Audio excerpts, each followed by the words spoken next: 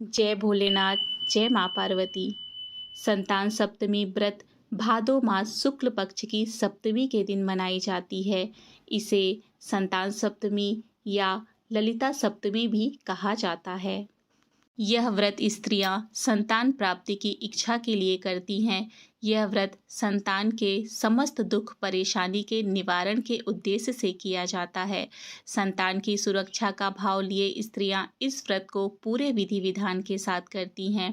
यह व्रत पुरुष अर्थात माता पिता दोनों को मिलकर संतान के सुख के लिए रखना चाहिए। आज मैं आपके सामने संतान सप्तमी की संपूर्ण जानकारी, पूजा की तैयारी कैसे करते हैं और पूजा कैसे करते हैं उसका वर्णन करने जा रही हूँ। मुझसे जो भी गलती हुई हो भगवान शिव और माता पार्वती उसके लिए मुझे क्षमा करें। तो सबसे पहले जिस भी स्थान पर आप पूजा कर रहे हैं उसे अच्छी तरह से साफ कर लीजिए। अब यहाँ पर मैंने एक पूजा की चौकी ली है। चौकी के ऊपर मैंने पीले रंग का साफ कपड़ा बिछाया है। आप चाहे तो लाल रंग का कपड़ा भी उपयोग कर सकते हैं। अब उसके ऊपर मैंने आटे का चौक बनाया है। चौक में मैं थोड़ा हल्दी कुमकुम भी लगा दूंगी। अब इसके ऊपर हमें एक साफ थाली रखना है। उसके ऊपर मैंने छोटा सा पाट रखा है। पाट में लाल रंग का कपड़ा बिछाकर उसके ऊपर मैंने शिव, पार्वती और गणेश जी की काली मिट्टी की प्रतिमा बनाकर रखी है। कलश के लिए यहाँ पर मैंने थोड़े से चावल रखे हैं। जल से भरा हुआ लोटा रखेंगे। लोटे के अंदर मैंने चावल डाले हैं, एक सिक्का डाला है, थोड़ा हल्दी और कुमकुम डाला है। अब लोटे के ऊपर हमें कलावे को बांध देना है। दोस्तों, आप कलश के अंदर किन किन चीज़ों का उपयोग करते हैं आप डाल सकते हैं। साथ ही मैंने उसके ऊपर आम के पत्ते रखे हैं, उसके ऊपर घी का दीपक रखा है। यहाँ पर मैंने एक आसन बिछाया है तुलसी की माला के साथ। मेरे पास छोटे से लड्डू गोपाल हैं, मैं उन्हें यहाँ विराजमान करूँगी।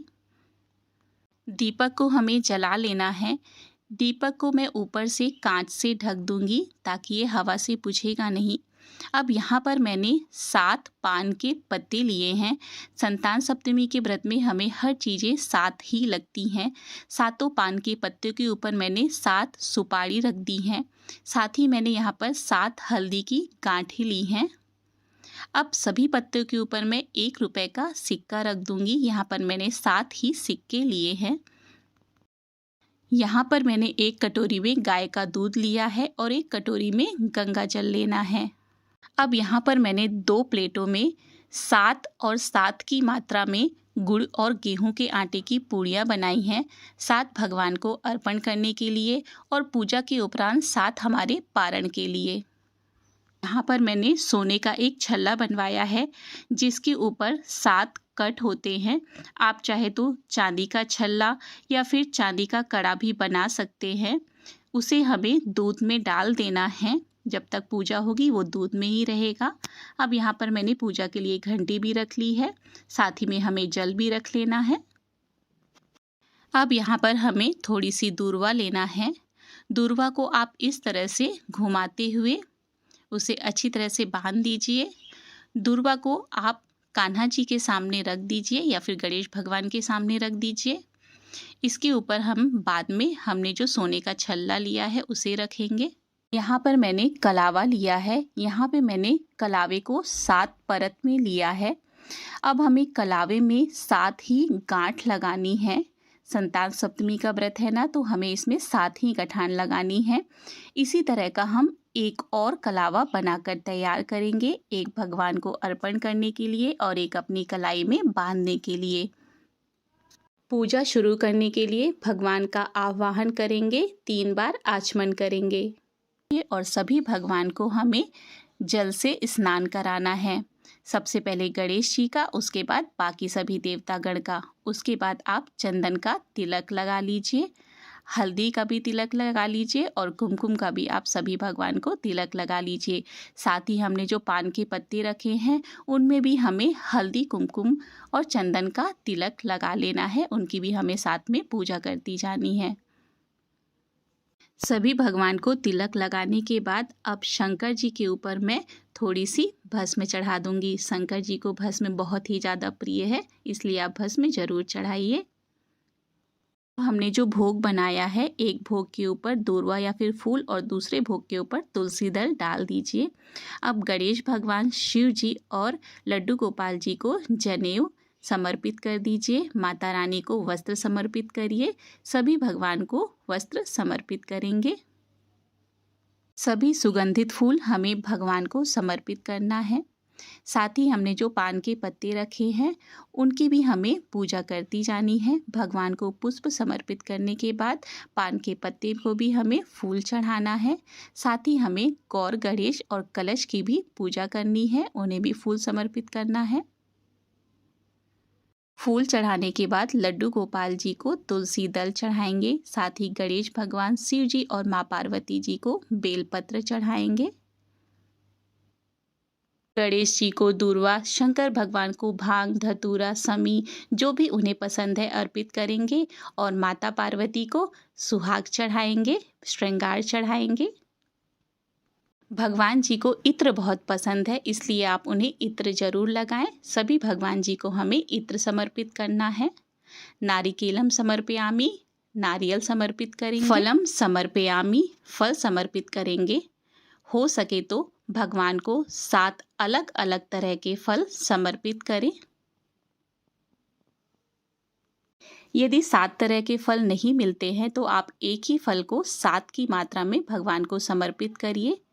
कलश को भी हमें फल समर्पित करना है। फलम समर्पयामि। साथ ही लड्डू गोपाल को भी हम फल समर्पित करेंगे।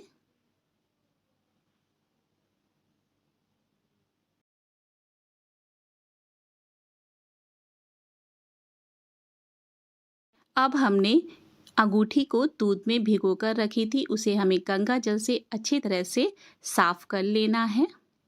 अब हमने जो कलावा बनाकर रखा था 7 गांठ लगाकर, उसमें हमें अंगूठी को फंसाकर दूर्वा के ऊपर रख देना है और एक कलावा जिसमें हमने 7 गांठ लगाई थी उसे हमें भगवान को समर्पित कर देना है। धूप और दिए से भगवान की पूजा करेंगे। अपने हाथों में अक्षत और फूल लेकर भगवान की कथा का स्मरण करेंगे, कथा पढ़ेंगे या फिर सुनेंगे।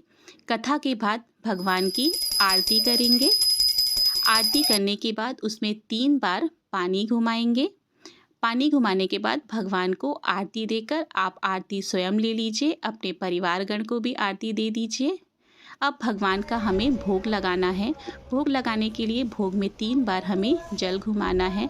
अब आप मन में जाप करिए, त्वमेव वस्तु गोविध्यम तुभ्यम समर्पयामि राम प्रसादी पाऊँ। हे प्रभु जी, आपका दिया हुआ आपको समर्पित है। जो भी रूखा सूखा है भोग लगाइए, भोजन ग्रहण कीजिए। उसके बाद आप फिर से भोग में 3 बार जल घुमा दीजिए, आचमनी करा दीजिए। जब भी आप भोग लगाए तो अपनी आँखों को बंद कर ही रखें। भोग लगाने के बाद भगवान को दक्षिणा अर्पित करें। गणेश भगवान को, माँ पार्वती जी को, सभी देवी देवतागण को दक्षिणा अर्पित करें।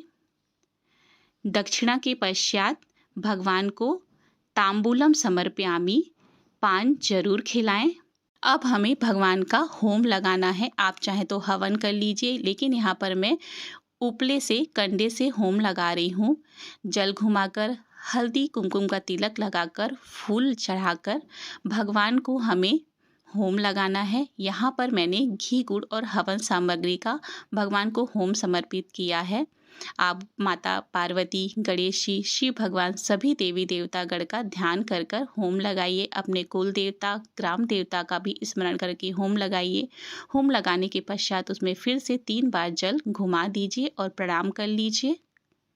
पूजा के पश्चात हमने जो छल्ले को कलावे में लपेट कर रखा था, पुराने छल्ले को आप निकाल दीजिए और नए छल्ले को हमें सीधे हाथ की बीच वाली उंगली में धारण करना है। साथ ही हमने जो 7 गठान लगाकर कलावा तैयार किया था उसे भी हमें अपने सीधे हाथ में बांधना है। याद रखिए, जब भी आपको कभी अंगूठी को निकालना पड़े या फिर धागे को निकालना पड़े तो आप सप्तमी के दिन ही उन्हें निकालिए। पूजा अर्चना के बाद भगवान से क्षमा जरूर मांगें। हे प्रभु, मैं आपको बुलाना नहीं जानती और ना विदा करना जानती हूँ, ना ही पूजा करना जानती हूँ। कृपा करके मुझे क्षमा करें। मुझे ना मंत्र याद है और ना ही क्रिया। मैं भक्ति करना भी नहीं जानती। यथासंभव पूजा कर रही हूँ। कृपया मेरी भूलों को क्षमा कर इस पूजा को पूर्णता प्रदान करे। मेरी पूजा स्वीकार करे। क्षमा याचना मंत्र। आवाहनम ना जानामि तवार्चनम, पूजा चैव ना जानामि, क्षम्यता परमेश्वरम। इस तरह पूजा संपूर्ण होती है। पूजा विधि और जानकारी में मुझसे जो भी गलती हुई है उसके लिए क्षमा करें। भगवान आप सभी की हर मनोकामना पूर्ण करें।